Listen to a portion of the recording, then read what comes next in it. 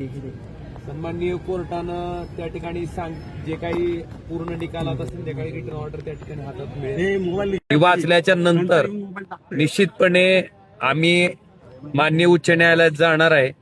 फक्त प्रश्न इतकाच आहे की कैलासवासी पवनराजे साहेबांना नेमकं मारलं कोणी मग?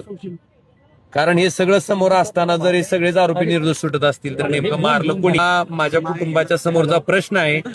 आणि मी इतकंच म्हणेन की हे कलियुग आहे.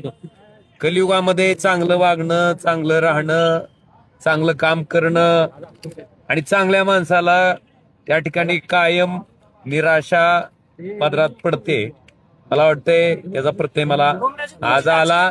आणि निश्चितपणे मी कालपासूनही सांगतोय की मी माझ्या मतदारसंघात गेल्याच्या नंतर माझ्या सामान्य जनतेने त्या ठिकाणी आज अपेक्षा होती त्या ठिकाणी माझ्या जनतेशी चर्चा करून माझा जो काही तो राजकीय निर्णय ठरवेल. नाही, राजकीय अपेक्षा आज निर्णयाची अशी अपेक्षा होती का? कारण तुम्ही न्यायव्यवस्थेवर विश्वास आहे असं म्हटलं होतं. हो, नाही, निश्चित न्यायालयाकडनंच होतं ना. 20 वर्ष कशासाठी माणूस वेळ काढते? 20 वर्ष कशाला म्हणते? 20 वर्षाचा संघर्ष काय म्हणते? तुम्हाला तुमच्या वडिलाला एक साधं जर वाकडं बोललं तर काय त्रास होत असेल? माझ्या वडिलांची हत्या झाल्याच्या नंतर त्यांच्या आरोपीला शिक्षा व्हावी म्हणून 20 वर्षापर्यंत त्या न्यायालयात चक्रा मारणं, त्या प्रत्येक तारखेला उपस्थित राहणं, हे सगळं प्रक्रिया आम्ही पार पाडून अपेक्षा इतकीच होती की दोषींना त्या ठिकाणी शासन व्हावं, शिक्षा व्हावी. पण दुर्दैवानं शेवटी कोर्टाच्या निर्णयाचा प्रत्येकाला सन्मान राखणं संविधानामध्ये गरजेचं आहे. पण निश्चितपणे ह्या निर्णयाच्या विरोधात माननीय उच्च न्यायालयात त्या ठिकाणी दाद मागितली जाईल. ऑपरेशन टायगर बाबत काय सांगणार? ऑपरेशन टायगर बाबत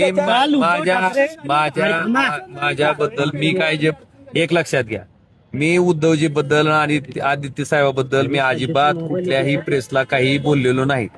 तुम्हीच काय नेमकं त्या ठिकाणी पॉइंट एक लक्षात घ्या.